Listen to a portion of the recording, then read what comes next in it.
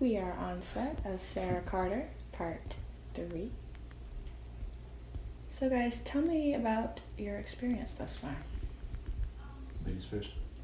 I don't know. This has been a really good experience for me. This is my first real, acting job. So, I don't know, I've had a really great time with everybody, and I think it's really been a really good experience, especially for my first time.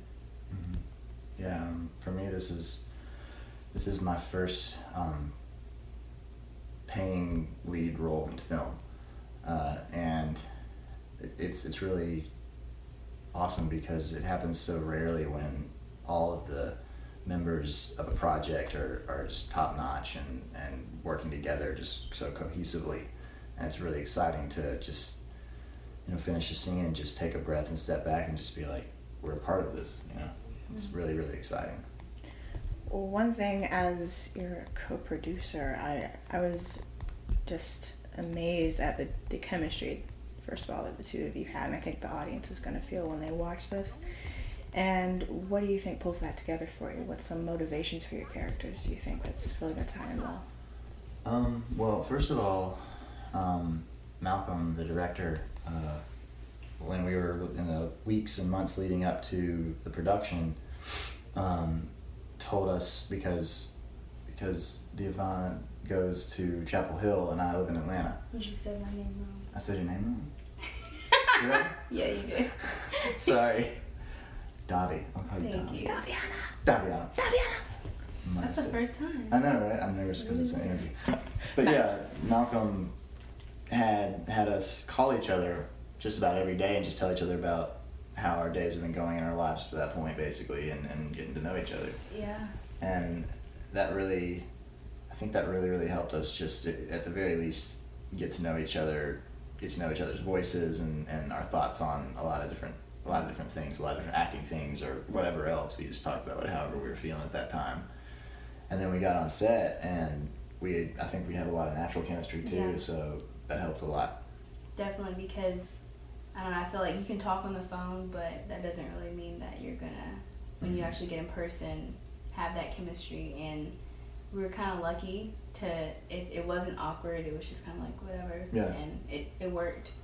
Like when we first got here to the set, we basically just sat down and just talked, and I played guitar and just kind of hung out. And then we kissed. Yeah, and we kissed. That was the first thing. She was like, I was like, we need to kiss. Yeah, we need to do that. We're gonna have to do that. we just rocked that out. Get that out of the way. Yeah, that was a good idea. Well, you guys certainly do a lot of it in the film. Yeah. So, Daviana, tell us a little bit about Sara. What's going on with her?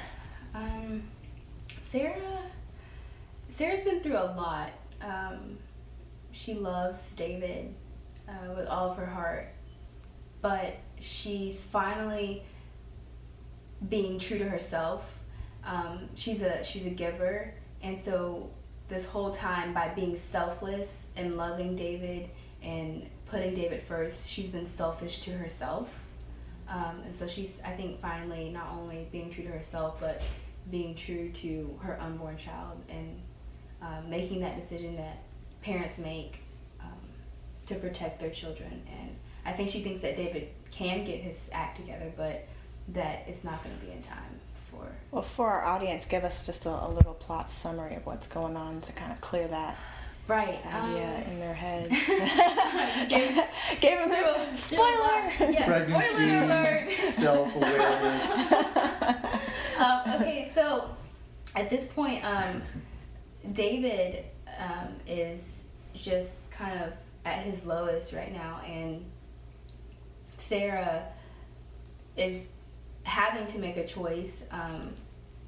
She's fed up, and she has to make a choice to leave him, and that's really what the whole film is about. Really, what this part is about. And this is part 3, so it's actually we're telling it in reverse chronological order, right. Memento style. Mm-hmm. But I think that really works for this particular story, because for me it's not so much about the what as it is the how, like how it happens. And I think that can be told in any order, really. And so this is essentially when, you know, the shit hits the fan.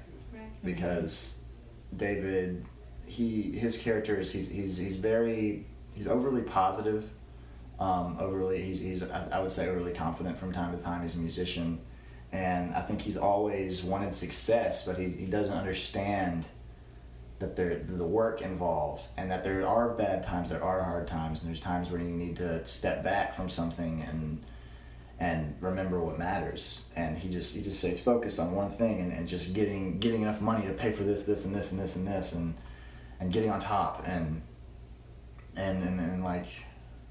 like you said, you know, Sarah's she's sick of it. Mm-hmm. And I think this is the moment when it comes to a head in this particular episode, when David realizes that she's really leaving, and it's pretty ugly what happens.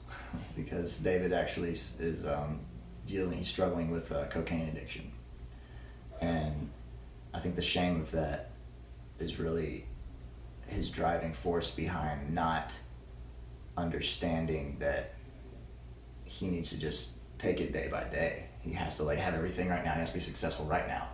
He just doesn't understand that that's a grind. He's an idealist to a fault, I would say.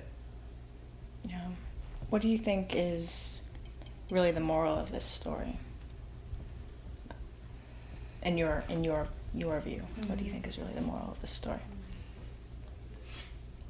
For me, I think it's the importance of, like, when you're with someone, really looking at the relationship and asking yourself, am I with this person because I feel like I need them, or I just want to be with them because I enjoy them as a human, but I'm okay by myself. And I think Sarah realizes that, but David doesn't. And the fact that David, his mind is clouded by drugs as well, he just can't even wrap his mind around it. And Sarah finally has figured that out. Right. And go ahead. No, I would also say not sacrificing yourself for someone else, especially for Sarah, because she's been through this for 5 years, and so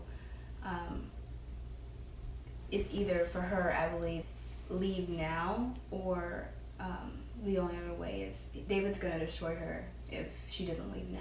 Mm-hmm. And so I would say that as well. Yeah. Once you have an opportunity, don't lose sight of it. Mm-hmm. Yeah. Yeah. Yeah.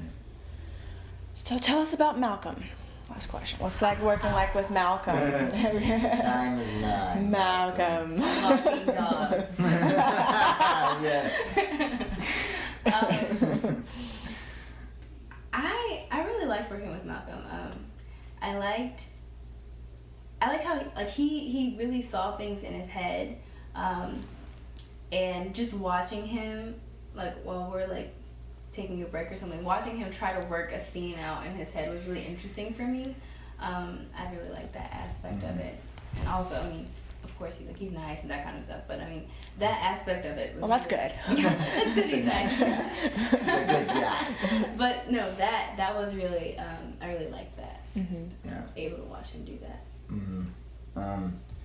Malcolm, honestly, is one of the best film directors I've ever worked with. Honestly, he listens, and he knows how to concentrate on what matters, and he knows how to divvy up, dealing with issues on set and prioritizing them, and putting them away if need be to get a shot. And also, he's not afraid to take the time to get a shot, the time to talk to his actors and see how they are feeling emotionally. Mm-hmm. And he's good humor. He's not afraid to laugh. And I think that so many directors, especially around the indie circuit, they just take themselves too seriously, man. And you gotta Forget to be human. Yeah, exactly. Because if you're not human, then I'm just watching a bunch of robots work. Yeah. And, I mean, that was the Matrix, and that didn't work. But yeah, honestly, Malcolm really, I've enjoyed this immensely, and I feel hugely gratified in this project. I feel it in my soul that this is good work that we've done here, and it's very exciting. Yeah. What's one last thing you guys would like to say, just to the fans, anyone who sees these interviews and watches the film, and just one last thing? Interviews 10 years from now. I know. When we're famous. Can only hope. I don't know. I hope that what we put into it is seen, and I don't know. I really enjoyed myself, so I hope that whoever watches it enjoys it as well. Mm-hmm. It was really fun. Honestly, if there's one thing that I can do with my work is to inspire. I just hope that someone somewhere watches this and sees my work and just is inspired to do something on their own. And I would love to talk to them about it. Talk about the pros and the cons, what I did well, what I didn't do well, everything. I can tell you one of my biggest things that I love personally in film and writing and just is to go back years later and watch something that I've done and having a totally different perspective about it. And when you guys 5 years, 10 years from now come back and watch Sara Carter, just what that's going to do to you. Wow. And I'm personally excited about that.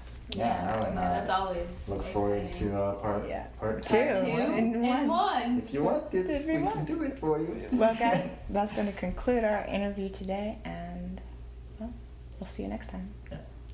Bye. Bye.